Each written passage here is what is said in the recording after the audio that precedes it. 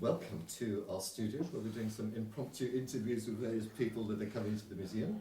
So please, can you introduce yourselves and tell us who you are? And I'll start off with. Henry. And where do you come from, Henry? Warwick. Warwick. Wow, you've come a long way. And I'm Paul. Henry's my son, and we both live in Warwick.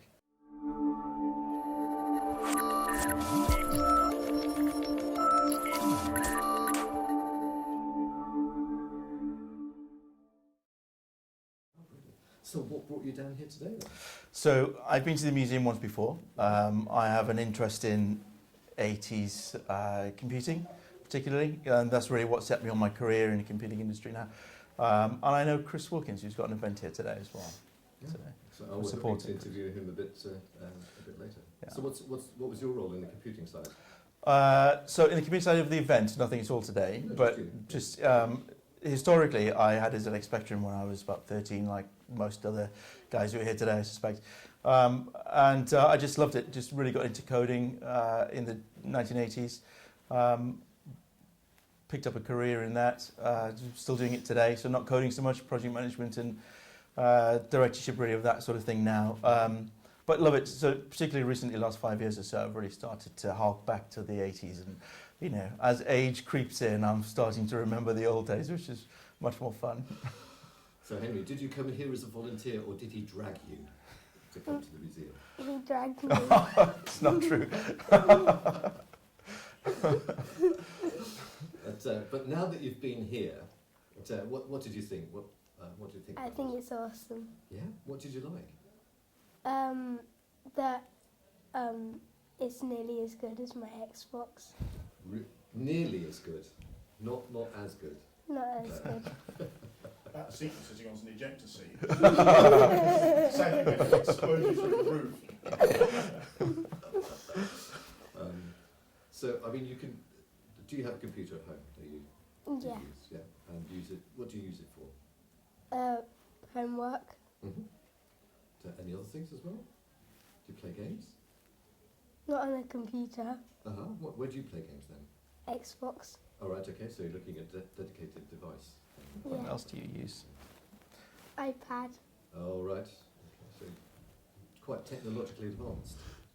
If you had to ask your dad a question about what it was like when he was your age computing, what would you ask him? Is it as good as the Xbox? Dad, is it as good as the No, not the Xbox doesn't come close. The Xbox is far too passive.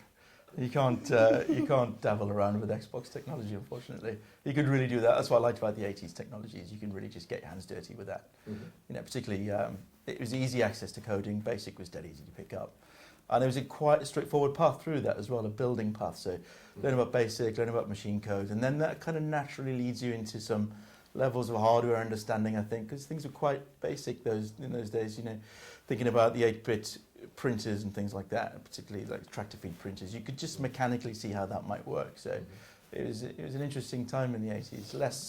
Less things seem to be a bit more closed now. Mm-hmm. Yeah. So, in a year or two, what would you like your computers to do for you? Everything. Everything. Like what? Brush your teeth? Yeah. So when you're looking for things on the internet and directions and things, how do you get them? What, on the internet? How do you quiz the internet? Do you remember? I just go on my iPad. And how do you go on your iPod? What do you do with it? I just go on. You ask it. No, don't need to. Okay. Okay. I'm not that Fine. lazy. Not lazy. You are quite lazy. Siri isn't everything. Siri. No, but Siri works. So imagine if Siri, you say, "Hey Siri, can you do my maths homework for me?"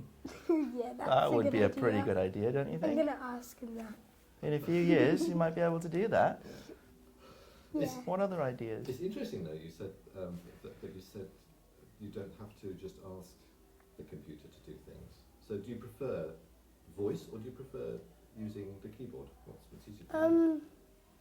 I don't know. I think I'd prefer using the keyboard. Mm-hmm. Why is that then? Well, A, Siri never understands you, ever. Like, ever. And, it exercises your fingers for when you're playing on the Xbox. Which is very important, isn't it? Because you need physical exercise. Yeah. Yeah. That's what the doctors are telling us. We've got to be really fit. Now, are there other things that you would like your computers to do? I would like my computer to tell me that my games aren't too old for me. Can you explain that a bit more? My Xbox, Mm-hmm. because I can speak to it, Mm-hmm. it sometimes says my games are too old for me. You're too young for them, that's what Yeah. it says, isn't it? Well, yeah. Why do you think they say that the games are too old for you? Violence Uh-huh. and swearing and a lot of other stuff.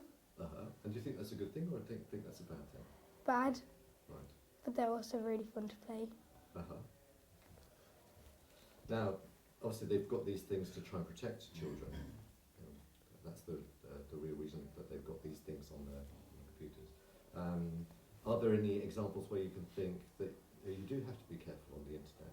Yeah, I think it was today when me and my friend were playing on the Xbox and some random person that we were playing a mission with sent us an invite to join his game, and we didn't answer because we just know that like it you don't know what's going to happen really. Mm-hmm. So you're actually quite aware of some of the risks that there might be. So Yeah. even though you want to play the older game, but you also know that there are parts of the internet that are useful and interesting for you, and there are Yeah. parts that could be dangerous. Yeah, So how did you learn that? my dad told me. Okay, so it's good parental influence on that thing. Yeah. Does school tell you anything? Well, yeah, my ICT teacher, Mm-hmm. she's always like, never go on other people's mail or whatever. Mm-hmm. And like, if someone sends you some mail that you don't know who it is, then don't open it because it could be a virus Mm-hmm. and all that stuff. Okay. Now, let's imagine that suddenly there was a big power cut and all computers didn't work anymore, the Xbox was down. What would you miss most after the Xbox? I'll say after the Xbox because I know you miss the Xbox most, but after the Xbox. My iPad, Uh-huh. because that's what I normally use to search things on, Mm-hmm. because the Xbox takes ages and doesn't really work. Yeah, and there's a lot of games on my iPad. What would you like to tell me that I haven't asked you about yet? What did we talk about on the walk here today? We're gonna try and make like robots with like a Raspberry Pi and things. Really? Yeah, Have you got a Raspberry Pi? not yet. Wait, do we? Not yet. Mm-hmm. Not yet. Oh, good. What would you find exciting about that then? I don't know, I guess just how they like work and how they move. So it's like when you can just press something and it's gonna do it for you. So you're in control rather than playing a game that someone else has made. You're actually making something Yeah. that's working. So. And do you think that's important to learn nowadays? Yeah, How could that be useful later, do you think? because if you make a robot that can do nearly everything like SMO, then like you could become a millionaire. Oh, right, okay. Yes. So, well, we've seen that with the Oliver brothers who are here today. How old are you at the moment? 10, 10. Do you know what age they started at when they were doing things? 7. No, they were a bit older. They were 12. But that was only because that's just when the Xbox, the ZX came along. Yeah. The ZX81, and they started. They found that there were games that couldn't do the things that they wanted to do, so they then got into trying to make and build things to help them on that. From my generation, what I possibly think might happen in the next 30 years, since I was 10, 15. And I don't know, the next 30 years is interesting. There's so many technologies coming out now that are starting to mature, I think, and they've been around for a while. So the idea of some sort of robotics that you can actually do as a child and get into it, Raspberry Pi, 3D printing as well, so you're able to start constructing and designing things of your own and starting to just piece things together like that. Coding has always been around, so that's kind of like the bedrock, and now we're able to build on top of that a little bit. So we're not just writing software, we're constructing and building things that are, and everything's connected as well, so everything's much more useful, I think, or potentially more useful. So, That's great. So you said you started with a Spectrum, did you? yeah. Can you tell us a little bit more about what you did with the Spectrum? I was just a bedroom hacker, typical teenager, loved the games I was playing and just wanted to create my own. We wrote a few things, a friend and I, and we were just hacking away in BASIC, wrote a few little games, little demos and things like that, really in Spectrum BASIC, and then moved on to 16 bits fairly soon after, maybe 2 years after that, I guess. And that I carried that through school, so I had this Spectrum when I was probably about 14 or so, or 13. So it carried on through school. It was a great interest of mine. It was really hobby and work altogether, really. So it was trying to make fun out of the school workload, and just carried it through as a career. Started as a programmer after university, and carried it on through then. So I've always loved it. I've sort of grown with it as well to a degree. Last 10 years or so, I've stepped away from programming, but I'm starting to rediscover it again now, particularly with handheld devices like iOS and Android. It's accessible again, so it's great. Yeah. Excellent. So was there a pivotal moment you decided you were going to be a software engineer? Or did you At just about drift 14, into it? I was a cartoonist or a software engineer. To be honest, it went through school, so I did well in computer studies at school just because I loved it so much. It was an interest, so paid more attention, more focus. Went to university, did computer science, because at that point probably is where I decided I was going to take that on as a career. So graduated and started to do that. And I really like the kind of the games, film aspect of it all, the kind of media aspect of it all. So started to work in advertising agencies just as the web was really starting to become accessible. So 96, I think, was the first time I started working in anger. So stayed there. I've moved towards more e-commerce and big build things now, slightly away from media and marketing. But that's really my path into it, was trying to recreate my own 8-bit games with BASIC and some machine code, and then going to university and then thinking, if I'm going to have a job in computing, I'd rather do something that's fun rather than banking or other aspects of computing you can take on. So I followed that. It was great fun. That's great. Now, you were trying to point to something, weren't you? What was that? Yeah. Oh, Apple All right, Watch. tell me about that. What, do you like that? Yeah. Why? What is it? What is it? Explain that technology to me, because I've never seen something Well, like that. so it's like an iPhone, but like it's a watch. Mm-hmm. So you, like the camera, you could take a photo from your iPhone and it would go onto this, and I think the other way around as well. And you can do pretty much everything the same as an iPhone with this, except from, well, it's just small and lighter. Mm-hmm. So why do you need that instead of your iPhone? I don't know, it's easier to carry. There's a lot less chance of losing it as well. Mm-hmm. And I think it looks really cool. So Do you think that will replace the iPhone? No, I 5 don't years' think it time? will replace it. why not? Why do you think the iPhone would still get going if you've got something that's cool and that small on your wrist? What are the advantages of the iPhone? I don't know, I think the iPhone does a little more. Mm-hmm. I just feel like the iPhone's better. Can you make a call on it? Can you? Yeah, you can talk like that. Kit, I'm round the corner. Does he understand the reference? I doubt it. It's an impoverished childhood. 2000s childhood is nowhere near as good as an 80s childhood. We used to watch TV programmes where they did that on the telly, but they couldn't do it in real life. But now we can. What do you think we'll be doing when you're your dad's age? What do you think we'll be doing? Flying cars, Anything else? anything to do with programming and technology and stuff like that.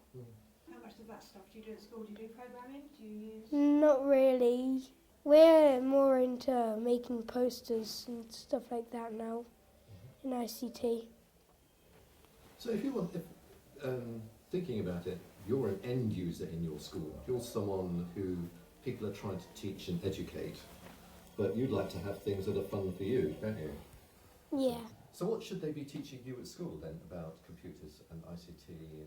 I don't know. I think I'd rather them have programming, like how to make things, like games and things. I'd like to learn about that.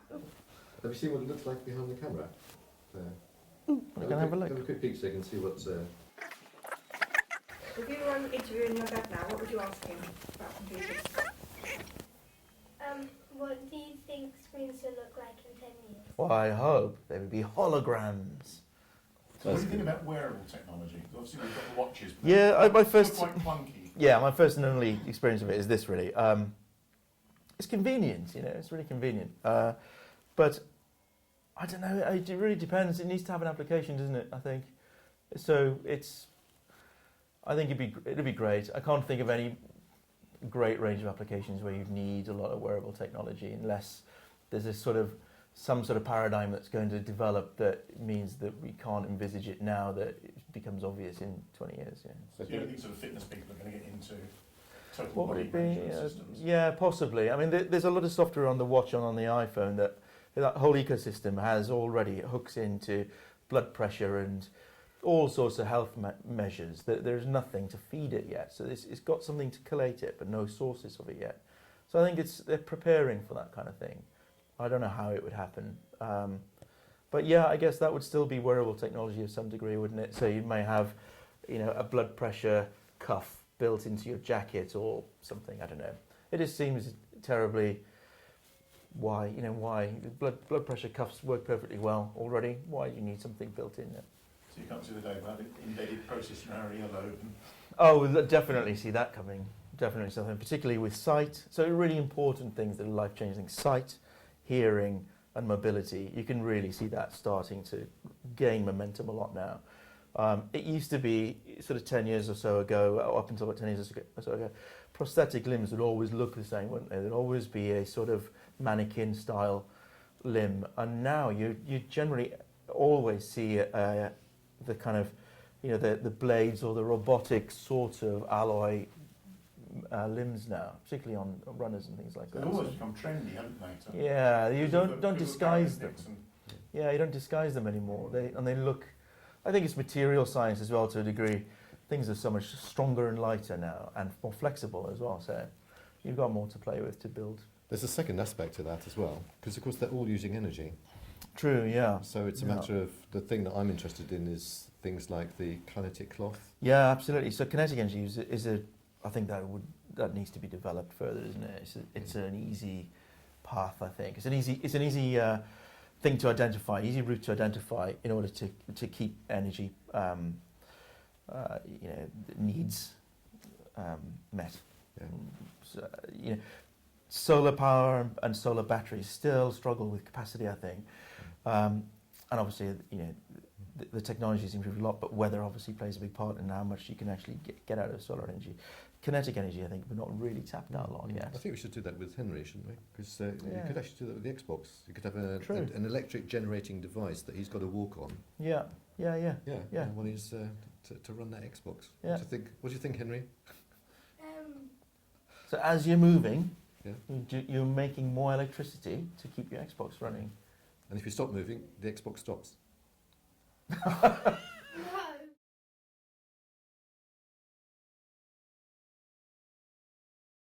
holograms.